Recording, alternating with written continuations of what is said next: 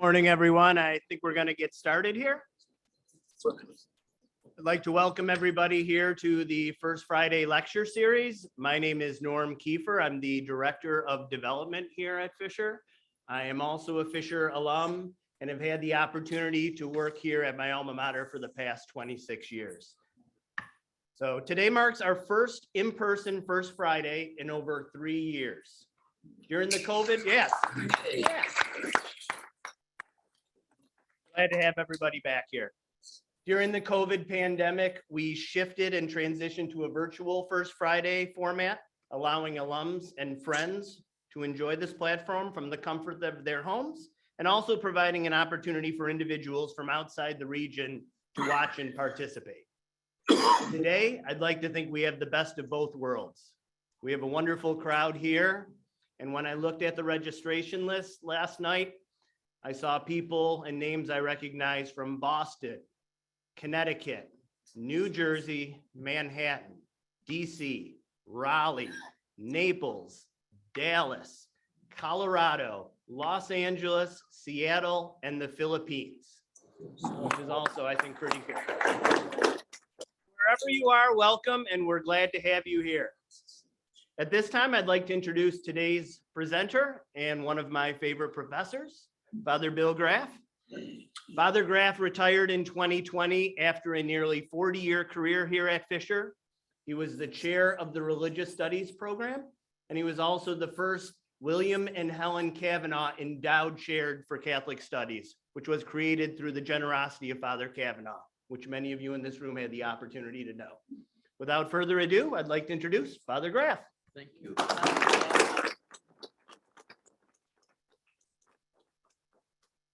If every once in a while you see me sit down, some of you might know what it's like to stand up too long. In fact, when they invited me to give the talk on St. John Fisher College, it was like, well, you knew him. I know I'm old, but not quite that old. Okay. So here we are, and I want to really thank St. John Fisher College, the development office, for inviting me. You know, it's not often that I'm grateful to have to go do some work, but I'll tell you, and I'm going to try to be honest and truthful about in my own remarks, because to my mind, the most important thing that I can do is to, first of all, be grateful for who I am and where I am, but also this opportunity to stop and think. I got called about 2 months ago inviting me. And so for the last 2 months, I've been reading and researching and thinking, and that's what's been most helpful. It's been a chance to think and reflect on, first of all, a great person, but also how that person, even today, has a message for every single one of us. So that's why I'm glad to be here. And you and I we see Kearney building up there, and to realize that now we are at the University of St. John Fisher. It's a building. What people might say, well, how come Kearney? Why Kearney? And of course, you and I, who've been around long enough, know that it's because of Bishop James Edward Kearney. It was he who decided, suggested, which means in bishop language, told you, it's going to be St. John Fisher College. It's St. John Fisher. That's what it's going to be.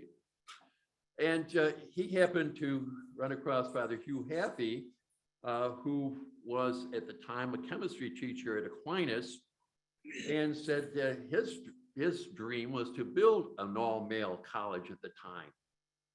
And it was really in 1947 that the decision was made that we are going to have an all-male college, and it will be named St. John Fisher. Rather interesting, and we think 1947, you know when the first idea was for Bishop Kearney? 1937. He came here in October of 1937.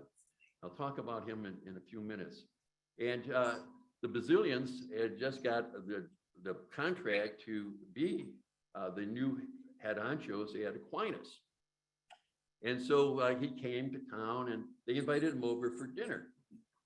And he walked in, he saw these wonderful priests sitting there, and he said, you know, there are enough men here, we could have a college. That was the end of the discussion until 1947.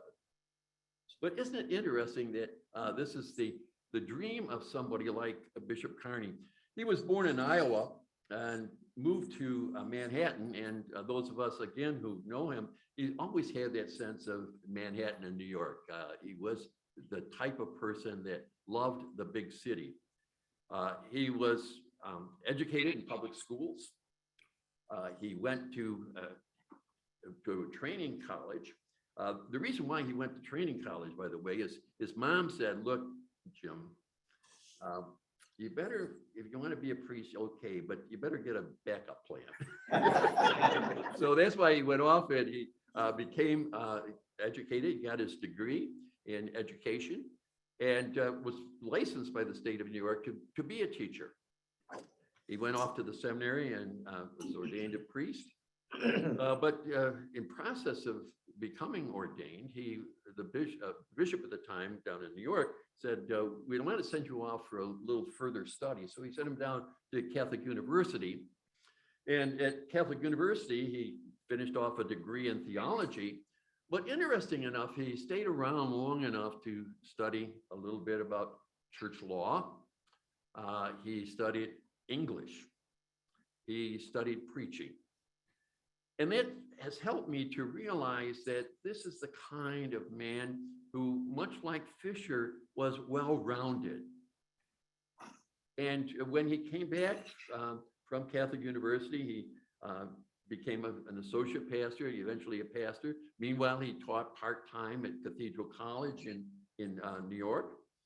And in 1932, well, he became superintendent of schools. I forgot about that one. He became superintendent of schools. And when he was superintendent of schools, that's when he now becomes a bishop in 1932. And becomes bishop of Salt Lake City in Utah. The number of Catholics in the state of Utah at the time was 10,000. So he really wasn't very busy, I don't think. But one of the things that he did do is apparently somehow in some way had the sense of going to Rome in 1935. And in 1935, Pope Pius XI was canonizing both St. John Fisher and Thomas More. I often wondered, and there's no place I've been able to find what was the attraction, except that Kearney was a great preacher himself. He was interested in English literature, and he was an historian, and he had a sense of history. And I think that's what took him. And don't forget, 1935, going from Salt Lake City to Rome would be quite a trip. Not easy, but he went there and experienced the canonization process, came back and stayed in Salt Lake City until 1937. And then in October of 37, he came to Rochester as our new bishop. And it's interesting to know that during his years here, he always was the educator. He helped to found some of the, for example, McQuaid High Schools, St. Agnes. He was instrumental in supporting the building of St. John Fisher College, very interested in Nazareth. He also was one of those bishops that wasn't just, let's make it Catholic, but he saw the need for something bigger than that. And so he sent priests to the various secular colleges. He was very instrumental in the foundation of Newman centers in all of our secular colleges.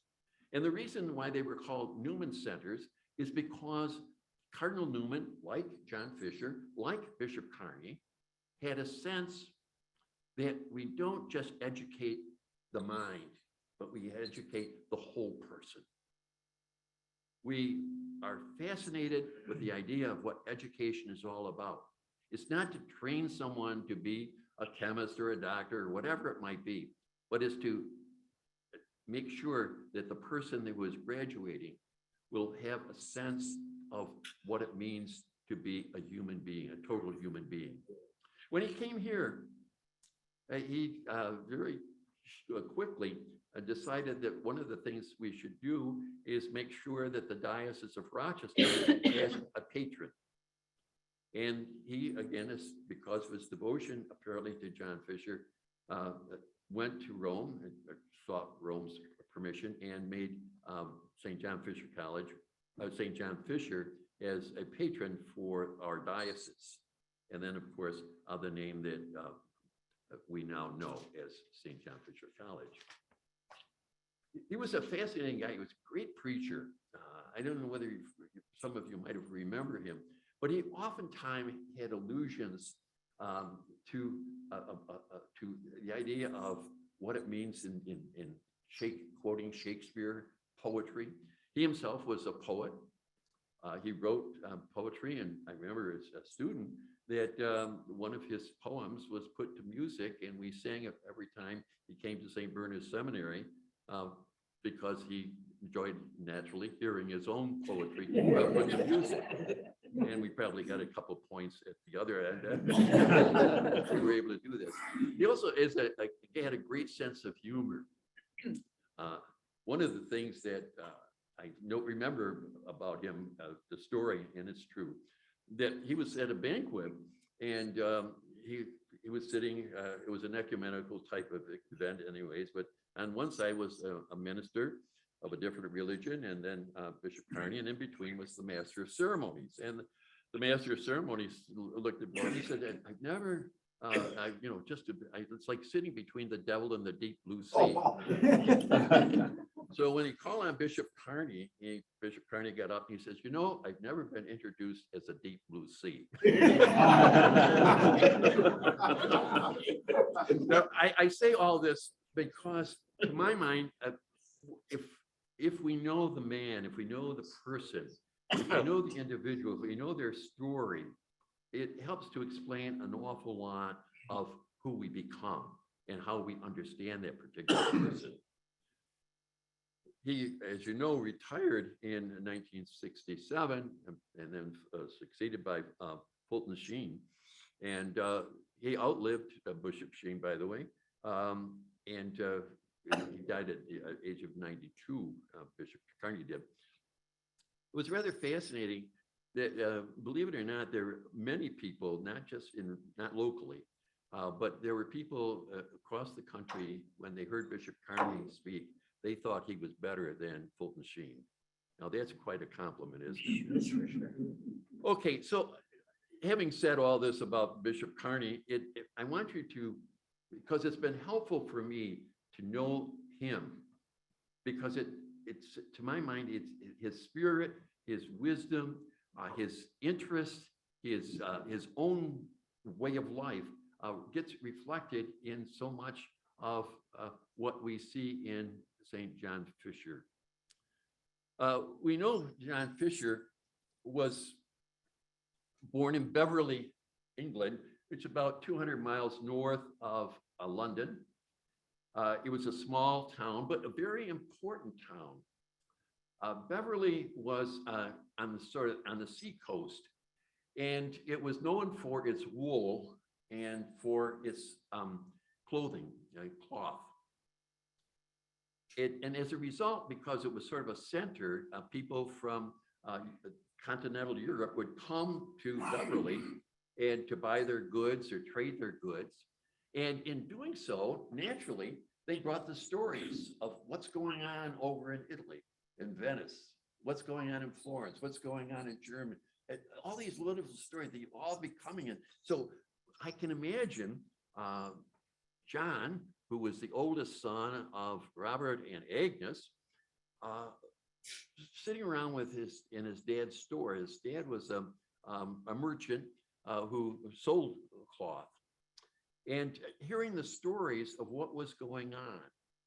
And I think from my point of view that possibly it was this experience of just listening to the stories of another culture, another part of the world, that helped him to be as broad-minded as he was.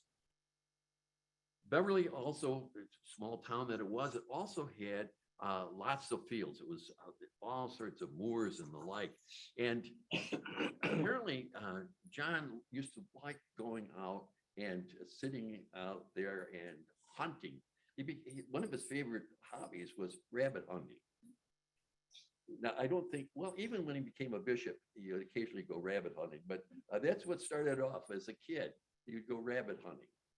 And all of this background of the country, of the beauty of nature, of the different people that were coming into his life, allowed him then to have a sense of knowledge and the importance of knowing. And it was in the knowing that he was able to go to school. And in those days, as if you wanted to go on to university, you should know Latin, and became very competent in the Latin language, which allowed him to study philosophers and poetry and ancient history in the original language. And this got him all excited about the possibilities of what one could do, having these dreams of knowing somebody that, knowing something about a philosopher who lived 2,000 years ago, a poet who wrote 2,000 years ago, the history of the then known Roman Empire and how it fell, and the excitement that must have been his. And so by this time, he's about 8 years old when his dad died, but his dad left in his will enough money that when John was ready for college or university, he'd be able to go, not using a scholarship, but he'd be able to pay up front. So at the age of 14, he does head down to Cambridge University. He's 14. Is believe it or not, at the time, I can't imagine any of our students traveling 8 days to go to school, but he had to travel 8 days in order to get to Cambridge. When he got there, he ended up staying at a place called Michael House. And it was Michael House's became his residence for about the next 20, 25 years. It was a small community of learned men, but also very anxious and excited students.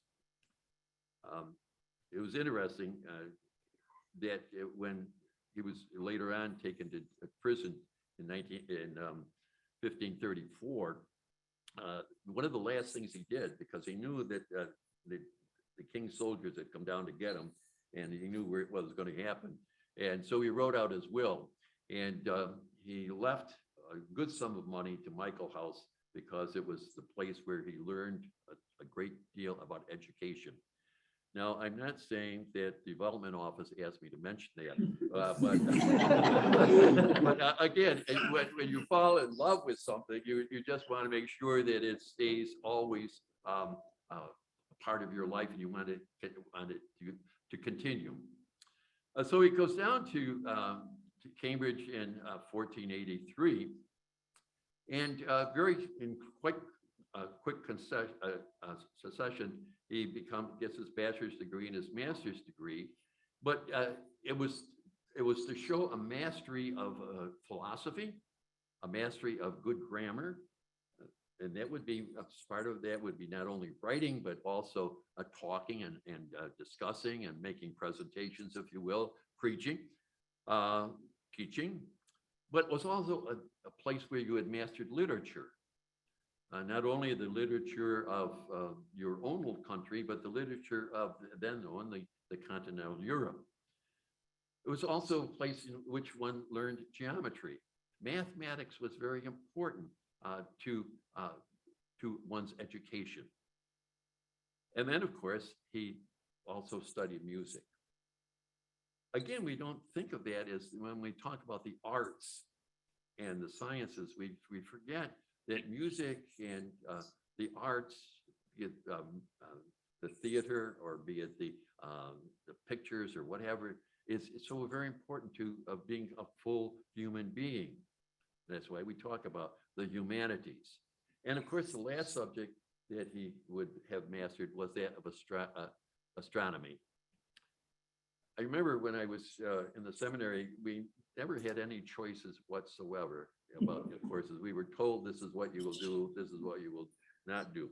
Well, I remember the one choice I had in 12 years of being in the seminary was you could choose chemistry or astronomy. I chose astronomy, but was assigned chemistry. So I don't know what astronomy would ever have done to make the difference, but certainly chemistry hasn't helped either. But as a resident of Michael House, he himself eventually becomes a master himself. He finds it a very comfortable place to read and to study in preparation for his doctoral degree. And about just before he got his doctoral degree, he was ordained a priest. He was 22 years of age when he was ordained. And at that time, he was you could not get ordained at 22 unless you got a papal dispensation. And he was given a dispensation to be ordained at the age of 22. He earned his doctorate. And again, this helped him to continue not only being the master of Michael House, but eventually the vice chancellor and the chancellor, eventually the chancellor of Cambridge. I was trying to figure out how to best to describe a chancellor. Today we'd call him a CEO. That would be his job. He was also at one time a dean of students and the like and things like that. But his great contribution was being a chancellor, and he was elected chancellor 2 times for a 10-year term, and eventually was elected for life. He spent his whole life after I think it's 1502 as one of the leading lights of how Cambridge would be operating. Now, his life as a priest and a bishop later on, you might want to know, what does he look like? Well, as far as we know, he was about 6 foot tall, very thin. He always stayed thin. And that's always, over the years, it's been a crisis in my life. Because I don't know whether you've ever noticed that every time you see a statue of a saint or a picture of the saint, they're always thin. Never made it. Until I found out that St. Thomas Aquinas was so fat they had to carve off a part of the table so he could eat. I felt redeemed. So there we are. He gets ordained, and with his being 6 foot tall, as I say, very thin. He had dark gray eyes, very strong shoulders, a square jaw, and as someone said once, that his mouth looked like it needed to speak. He was a great preacher, and it's sort of his face really reflected that in his daily life. So it's this kind of guy that is very imposing, very ascetic looking, and so when he gets ordained, and by this time he's moving on to being a chancellor. Cambridge University, like most of the universities, were not doing very well. They were not doing very well for a couple of reasons. The main reason was there were a lot of civil wars going on, so that the kings and the leaders of the countries, wherever they might be, but especially in England, they were spending all their money on weapons and fighting wars. So there was very little money left over for education. And secondly, at that time, the key places for a good education, for almost any education, was monasteries. And it was in the monasteries that people oftentimes went to learn trades. They went there to learn Latin or language, but they also were a place in which they would be able to develop enough talent so that they then be able to go off and become good leaders in different ways.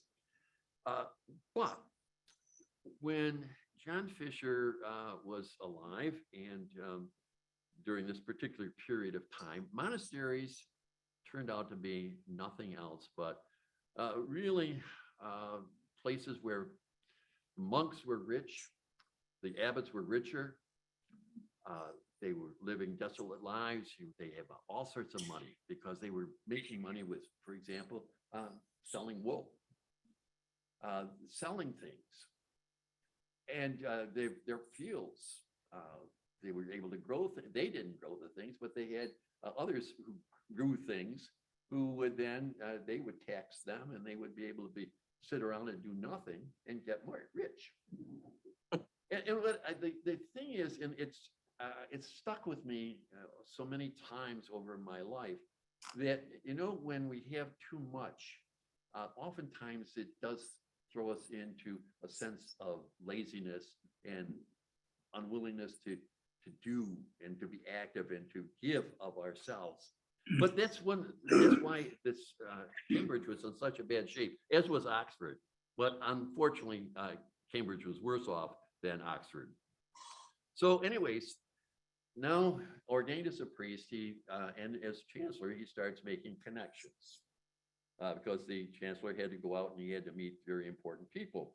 And what he does is he meets and dines with a very important woman, Margaret Beaufort. She was the mother of King Henry VII, and therefore the grandmother of King Henry VIII. Lady Beaufort was a very educated woman. Probably at the time, one of the authors says, probably at the time, probably one of the more educated women in all of England. She then, not only is she's interested in education, but she's now also interested in trying to become a holy woman. She meets John Fisher, now Father John Fisher, and soon Bishop John Fisher. And she meets him as when he's young ordained priest, and she's impressed by, despite his age, the wisdom and the gentleness that was his. And that really attracted her. And so she was one of the ones that said to her son, Henry VII, this guy should be a bishop. And so he became a bishop rather young for even at that time, in his 30s.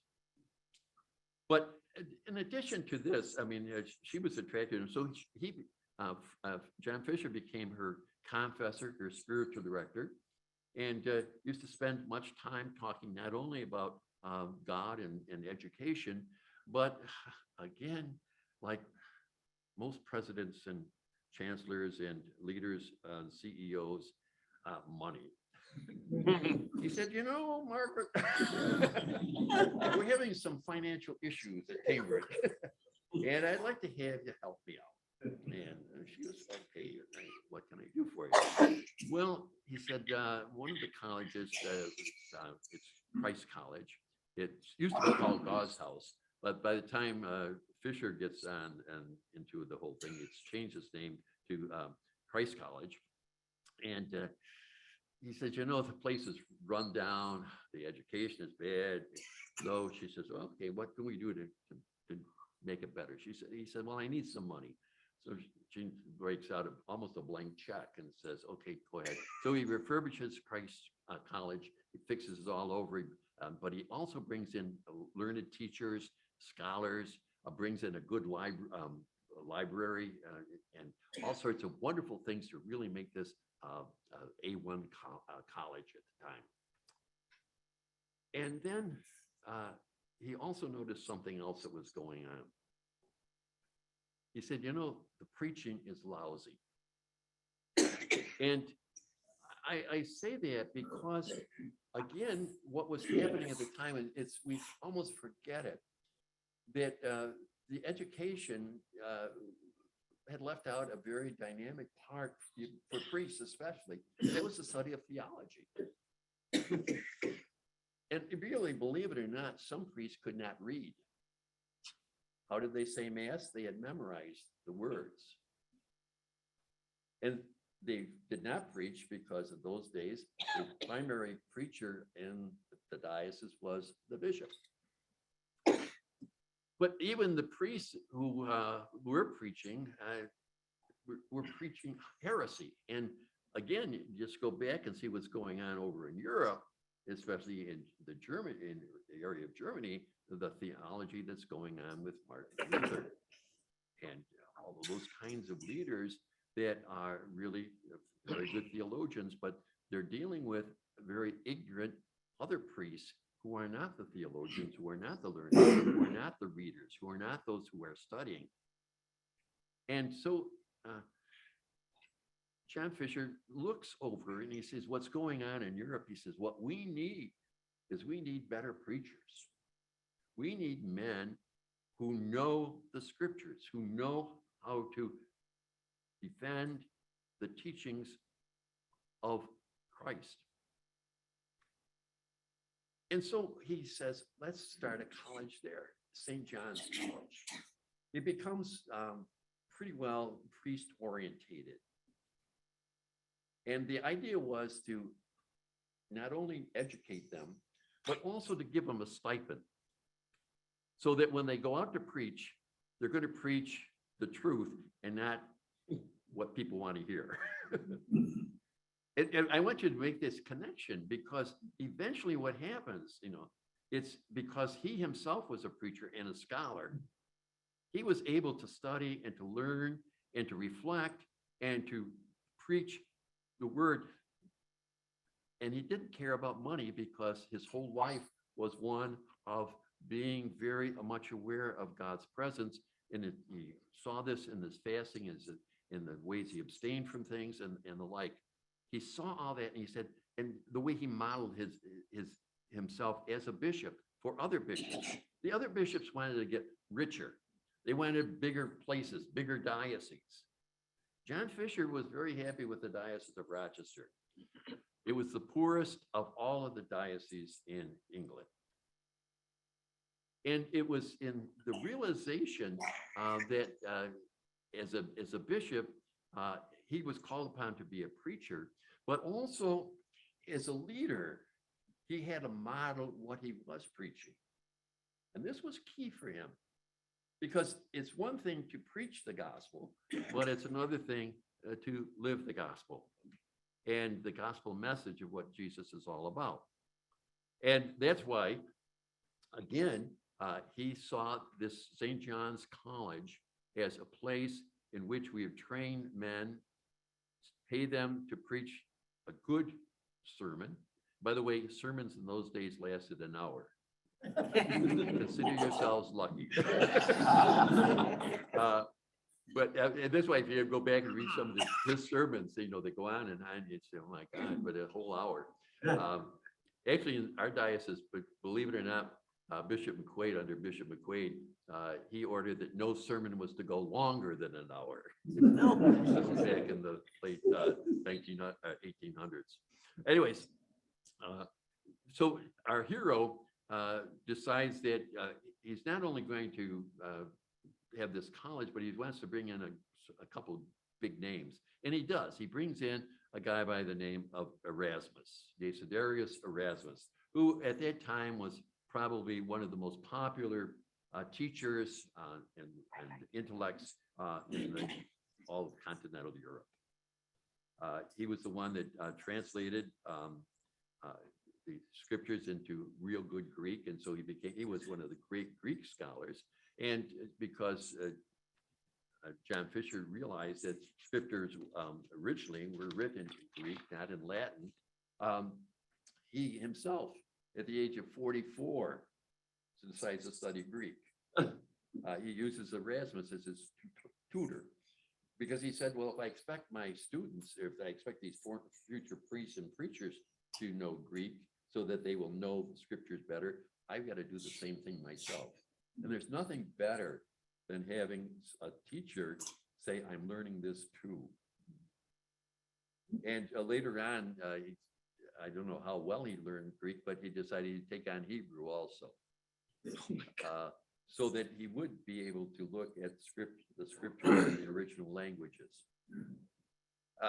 So Erasmus does come. He becomes not only a friend of Fisher's, St. John Fisher, but he also becomes a friend of Thomas More. And between the two of them, he found himself to be with two of the great minds and two of the great intellects at the time, two of the biggest defenders of the faith that he had run into. And Erasmus talks about that. So to imagine sitting, I'd love to be able to sit and listen to these guys if they ever got together in one room. I could just imagine John Fisher wearing, a Cambridge shirt. Moore, Oxford. Erasmus probably had a big question mark because he was just sort of all over the place. But I can imagine their conversations and the depth and the excitement of what they were all about. Well, anyways, during this entire period, he himself, John Fisher, not only studies Greek and Hebrew, but he also collects one of the biggest libraries in England. He had one of the best libraries. Erasmus said the only problem was the room where he kept all his books was colder than all get out, and he found it very difficult to study in cold rooms. So, but aside from being a drafty place, it was the center for a great number of books. Later on, he does leave these books. He was asked to leave them to Cambridge, but he's no sooner not even in a grave, and already his residence in Rochester was being raided by King Henry VIII's men. They threw the books away, they destroyed them, burnt them. They went through the whole place, just tearing one thing after another. Henry was hoping that he'd make, something in there would be of value, and it's nothing is of value. Actually, nothing. They find over in the corner this locked cabinet. They figure, oh my gosh, locked. Everything else is unlocked, but there's a locked cap. That must be where the stash is. So they go over and they break open the cabinet, and what did they find inside of it? A hair shirt and a couple of whips. John Fisher used to wear a hair shirt and pennants, and occasionally would whip himself to make up for his sins and the sins of those around him. So it's in that sense that we see here a man who's dedicated to learning, but dedicated in the sense of wanting to be a truly human person. A person who, in a sense, reflects the person who created him, becoming perfect as our Heavenly Father is perfect.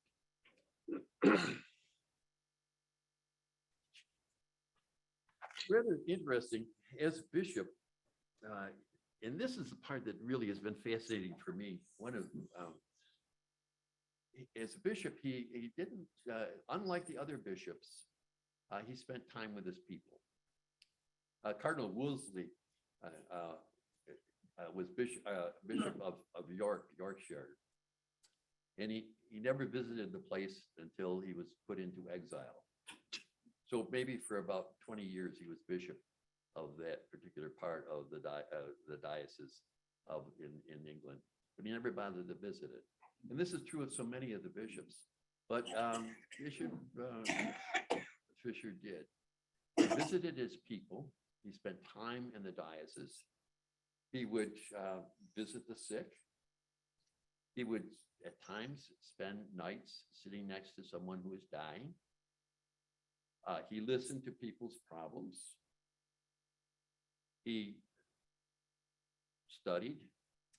He used to offer the celebration of the Eucharist, and on the altar he had a little skull of representing John the Baptist, and to remind him of death and what it requires of one who wants to be faithful to truth.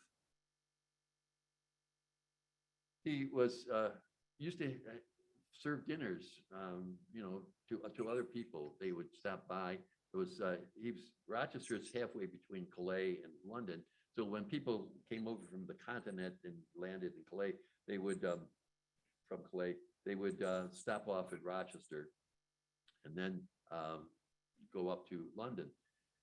It was fascinating. He would feed any company that came, and any food that was left over, he made sure that was given to the poor and the like. He fed the hungry quite a bit.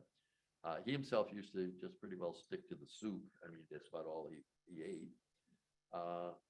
One time we know that his cook, at least supposedly his cook, but someone, and it was the cook that was put to death because of it, put poison in the soup.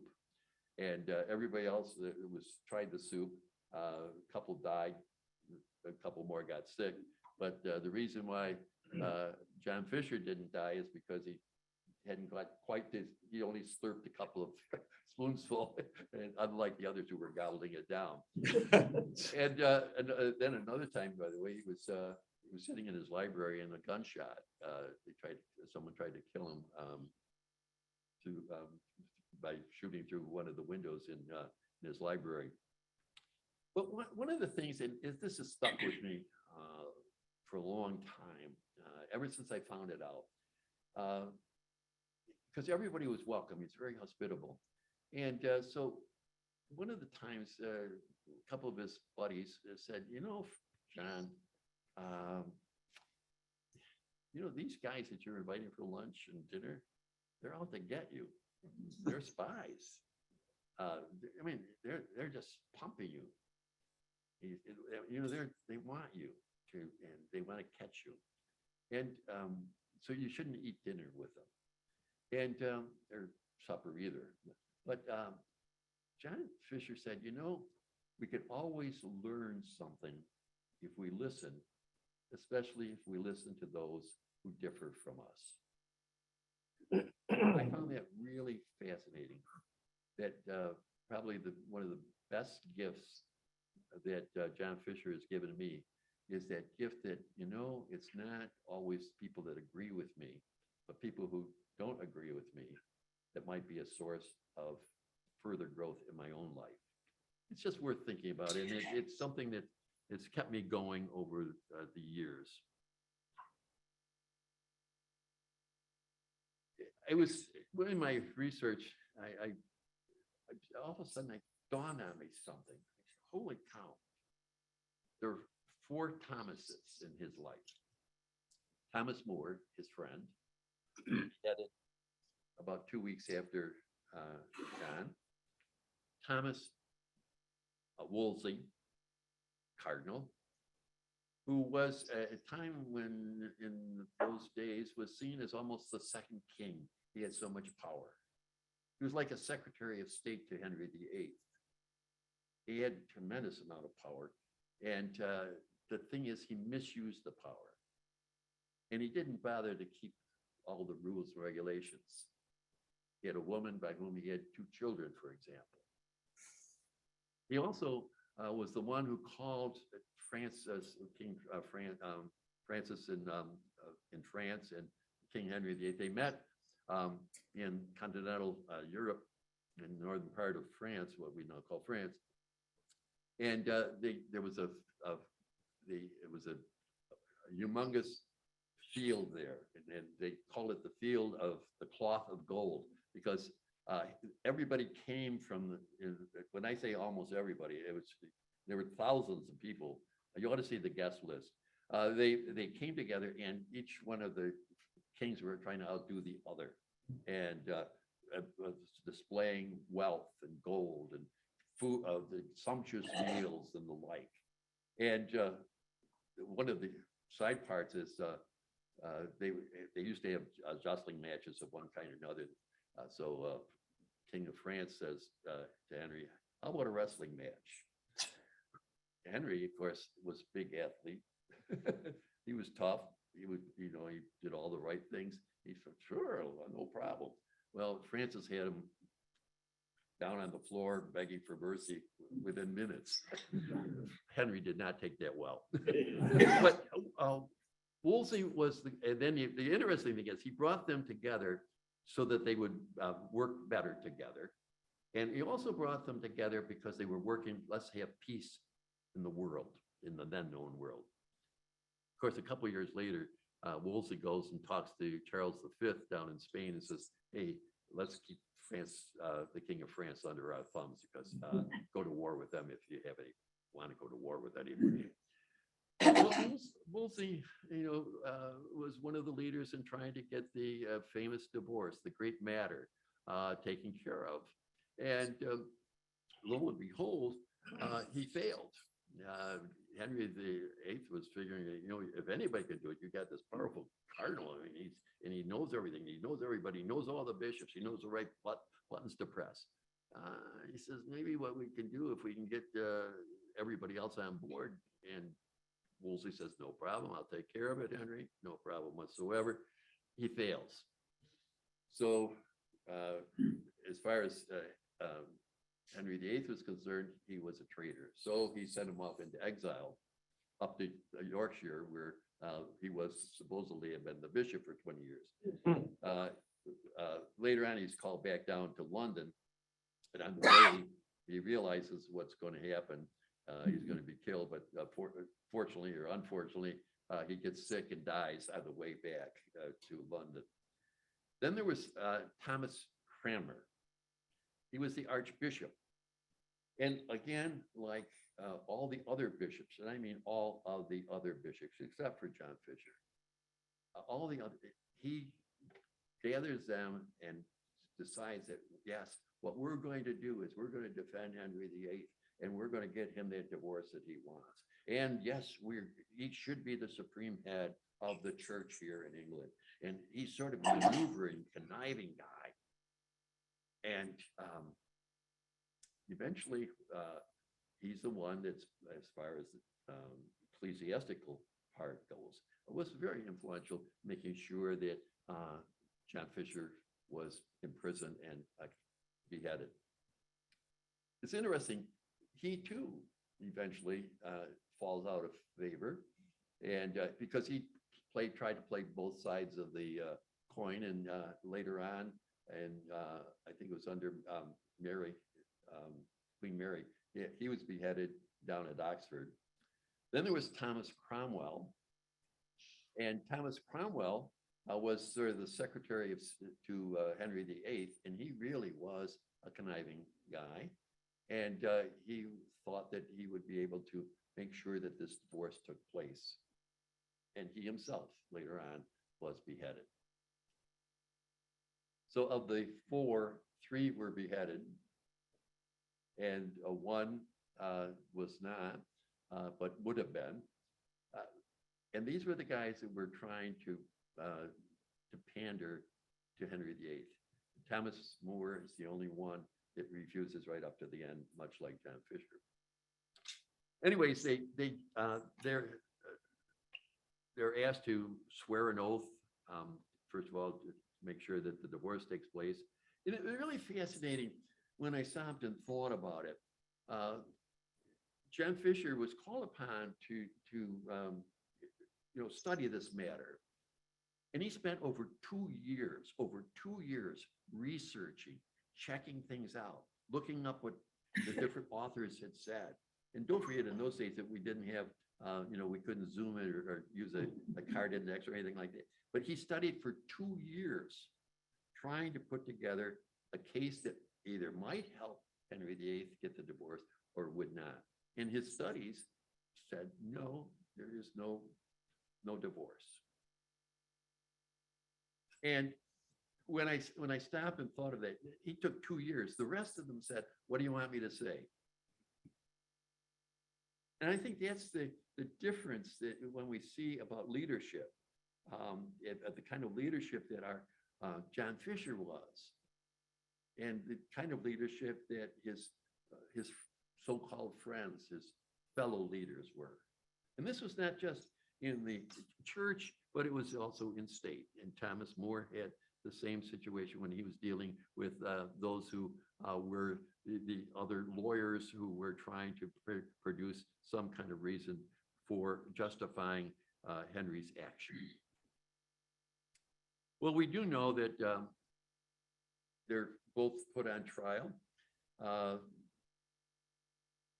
soldiers sent down to Rochester and told to come back with John Fisher. He's brought back. It's a long trip, but I know it's a day, but he takes time off to sit outside one day in nature and have a picnic because he knew what was going to happen. He gets up to London, mock trial, mock interrogation, put into jail, into prison in the bell tower of the Tower of London. And there he spends 14 months, almost 15. It's in December, it was actually in April of 1534 that he was put into prison. And then around December, in the middle of December, he writes a letter to Cromwell and say, you know, could I get a change of clothes? I'm not eating very well. And, you know, don't forget, this is the guy that used to be just soup. But he said, I'm not getting much to eat at all. I'd like to be able to go to confession. Could I have a confessor come in? And could I read a couple of books? Have you got a couple? I'd just like to have a couple of books that would help me to pray better. Simple things like that. His older brother, or half brother, is not older, but his half brother brought him some food once in a while. And every once in a while, Thomas More, who was on a different floor of the prison, would send him up some custard, for example, his daughter Meg had brought over for him. But yeah, he was very hungry. And the prison cell, there was no heat. So you can imagine winter, not much comfort whatsoever. And this is where he is until finally in the final, he has bishops coming in, different people, you know, you swear this, and he says, no. They put on trial again. He refuses to swear to the oath of that Henry VIII is going to be the supreme head of the church.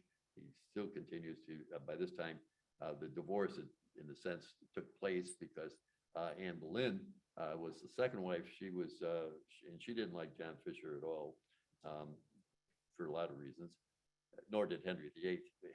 Actually, believe it or not, because Henry VIII held a grudge against him because his grandmother gave more money to the Cambridge and he wanted the money himself. So, you know, if you leave money in the will, just be sure you you find out where you're going to go with it. Is it going to go to defending truth, or are you going to give money to defend falsehood?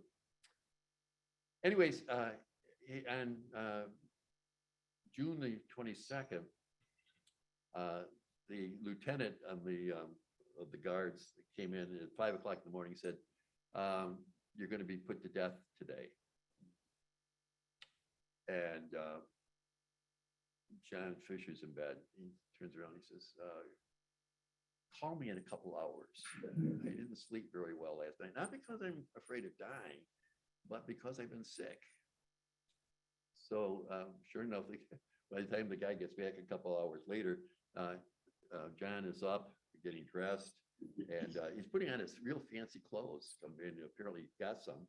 And the guy helped him get dressed, and he says, well, you know, what are you getting all dressed up for? He says, because I'm going off to a wedding. I'm finally going to a wedding. I'm going to be wedded for all eternity. And he says, by the way, give me, you know, like the Angel Fisher say, by the way, hand me that first scarf, will you? And he said, first scarf. Yeah, he says, I want to be sure to stay healthy enough until I get to the scaffold. By the way, Henry VIII had paid his doctor. The only thing Henry VIII ever did for Fisher, he paid his doctor bills to keep him alive so he could kill him. Anyways, he goes off to the scaffold, and as they have to carry him, pretty well carry him, because he's so sick, so weak, so feeble. And as they carried him off, they finally took him off the little seat that they was carrying him on, and he was leaning up against the wall. He was so weak, and he reached into his pocket and he picked out brought out the Bible in Latin. And so he read this. He was looking for some kind of inspiration or help. And so this is what he read. He just opened the Bible, and this is what he said. He found it in John's Gospel. He said, "This, however, is eternal life, that they know you alone to be the true God, and that you sent Jesus Christ. I have made you known more clearly here on earth. I have finished my work the work that you gave me to do. Now glorify me, Father, as I come into your presence, just as I have glorified you." What a beautiful way that you might need just before you die to get those reassuring words. Those reassuring words helped him to walk up the steps on his own. They offered to help him. He said, "No, I can do it on my own." Gets up top. The guy who's going to behead him asked for forgiveness, would be the tradition. They stripped him of his clothes, and he gave a little talk, very basically ending up, God bless the king and this kingdom.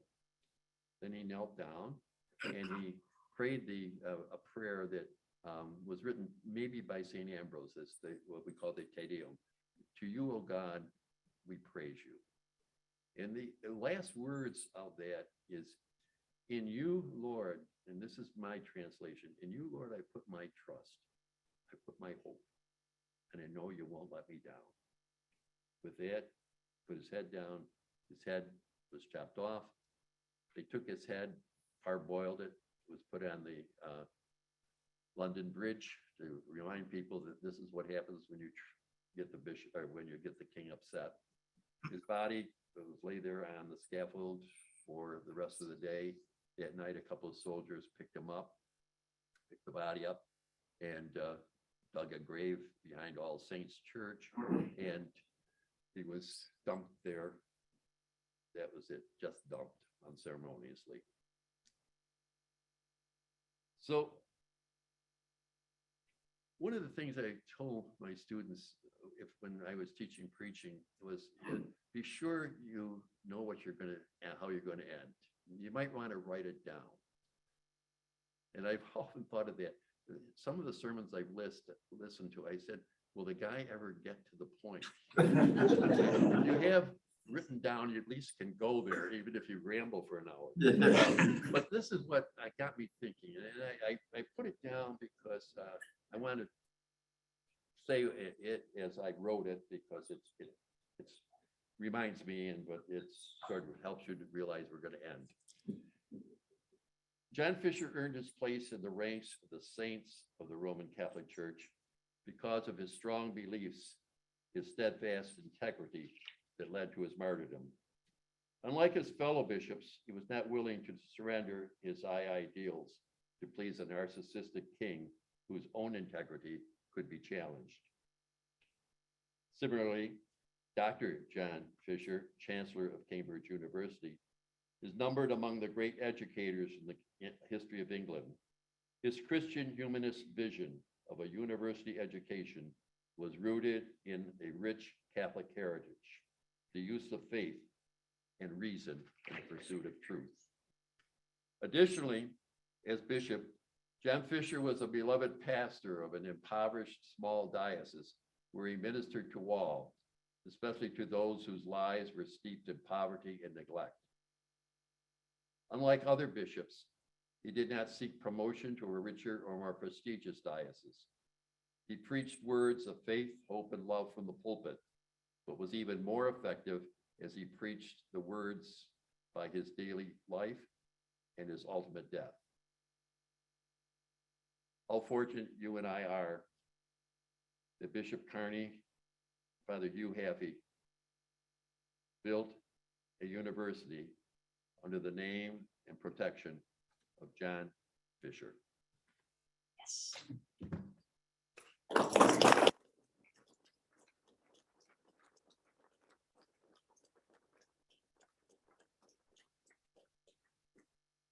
Anyone have any questions for Father Graf? Yes. I have a question. Was Bishop Carney involved in the creation of Bishop Kearney High School, or was Yeah. it just named? in- Well, it's a long story. Yes, he was both at the time. There was a high school drive, Cardinal Mooney and Bishop Kearney High School. And Bishop Casey was running, he was the auxiliary at the time. He was running the drive along with Father Randall, who used to, Monsignor Randall, who helped build this place. And they wanted to surprise Bishop Kearney by naming it after him. But they didn't want it to come from the top down. They wanted somebody out in the audience to say that. So they had this big thing, and we're coming up with a name, and Monsignor George Eckel raised his hand. He says, "We should call it Bishop Kearney." They said, "Not yet, not yet." So yes, it was.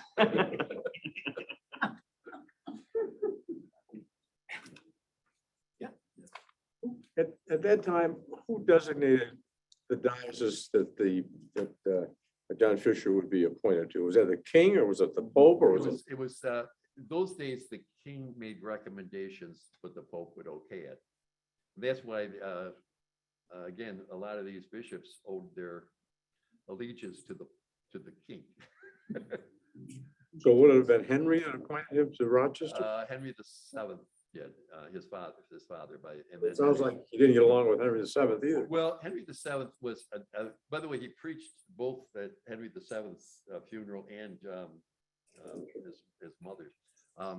He did get along with him, but Henry VII, like, he had his agenda too, but it wasn't a hate filled.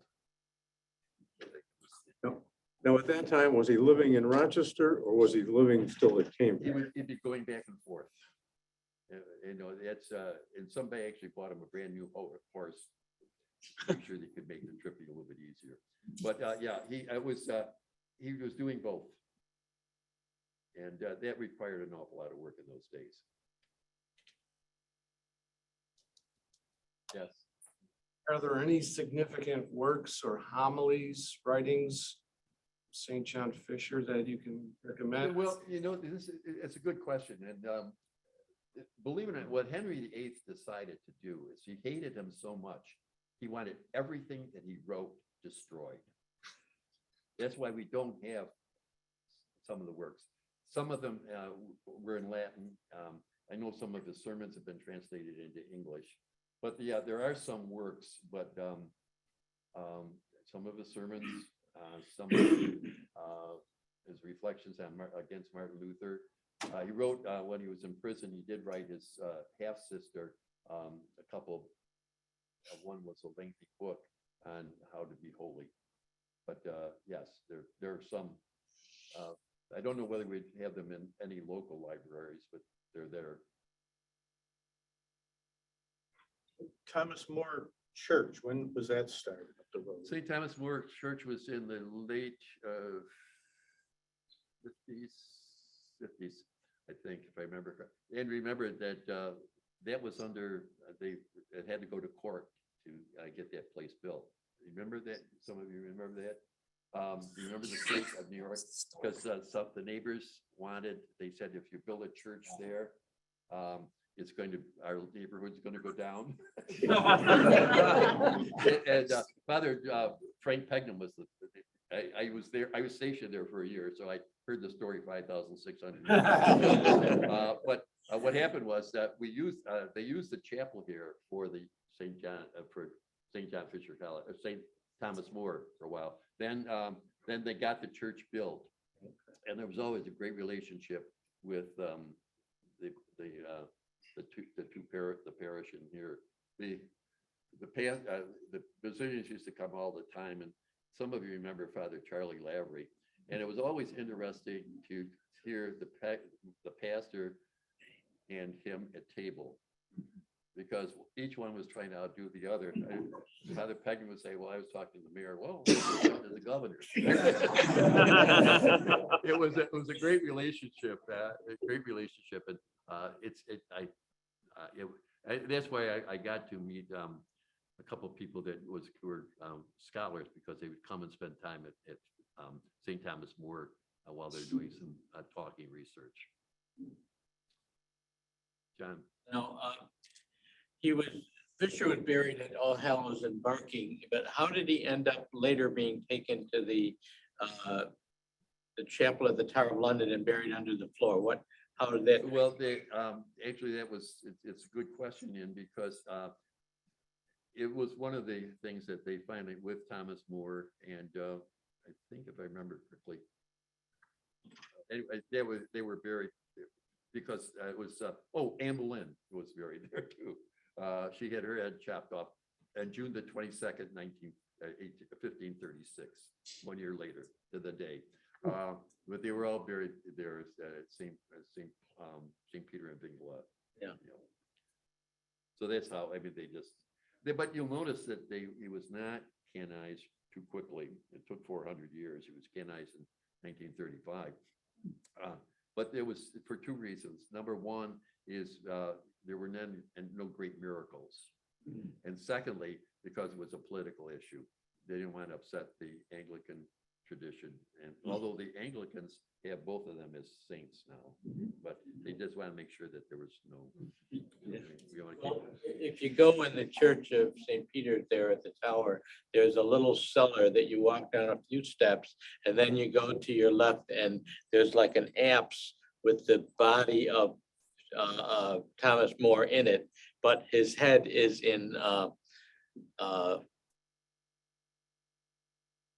Canterbury in an Anglican church, Well, as his daughter carried the head around the rest of her life, Margaret Roper. when you lose your head, you don't know where you're going to Yeah. end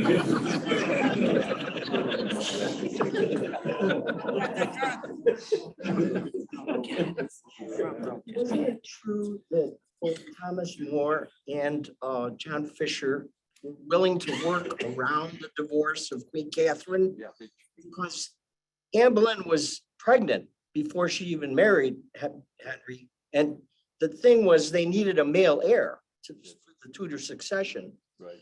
So wasn't it really the fact that that the Thomas More and John Fisher would not accept the oath of supremacy, the king, That was the ultimate. That was the ultimate. That was the decision. ultimate, but they were never willing to say, you're right about working. That's why they studied. They really worked at it. They wanted to help him, but they realized we can't. And so we'll try. And that's what happened. Even the Pope, I heard, was willing to consider an annulment of Queen Catherine's marriage to Henry, but Charles V, the Holy Roman Emperor, was in his backyard threatening him. That's my aunt. That's right. So don't you dare. Exactly. You know, when you get down to it, we can choose our friends, but not our families. Yes. Other things, there was, I think, two bishops, John Fisher and one other one, necessary to go along with Henry. The other one was a very old person who may not have known what was going on. Right. All the other bishops were primarily canon lawyers. They didn't really know theology, they didn't study it, and they owed their allegiance and prospects to the canon law. Has anything changed? No. It's rather interesting. I wasn't going to say this, but I said, no, keep your mouth shut because you're going to offend somebody. But I want you to know, I'm just, when John Fisher was the vice chancellor and chancellor at Cambridge, he wanted to reform the whole curriculum. He wanted, so that people would be able to come out as educated, and they would be total human beings, knowledgeable, et cetera, et cetera, et cetera. So he wanted to reform. That's what the kind of education he was giving. As a result, he got rid of canon law and civil law. They weren't going to be taught there anymore because he saw what it did to people. It makes, they were pandering. They were able to know the law, but they didn't know how to live holy lives necessarily. Does that make any sense to you? And I to this day, I keep on saying to myself, because in a way, for me anyways, I see a lot of what he went through is very similar to what we're going through in today's society. Where we're willing to sell our souls for money or power. not for our faith, our beliefs. And when I talk about faith, I'm talking about the broader thing. Not to eliminate civil lawyers, because we all know some are very. Well, I no, that, yeah, Strange in the civil law. well, no, he's patron of lawyers. He's patron of lawyers, and it's the same thing with canon lawyers. I'm sure there's a saint among them somewhere. But no, and that's why I decided I wasn't going to talk about lawyers, because I realized we do have some very wonderful lawyers who have dedicated themselves to justice, and they've at times had to make some very difficult decisions to preserve their own integrity. I've known some, and I know that there are there, but again, that's why I decided I was going to not talk about lawyers.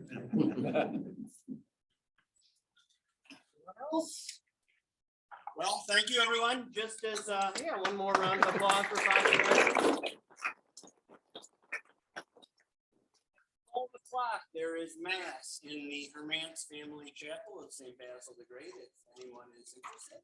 We'd love to have you there, and we will resume our First Friday lecture series on May 5th with our Bazillion Roofs, which will be presented by Dr. Jerry Rooney and the university's archivist, Nancy Greco. So if you haven't registered, I'd encourage you to do that. It's going to be a very popular one as well, but thank you everyone for coming, and it's great to see everyone back here on campus again. Thank you.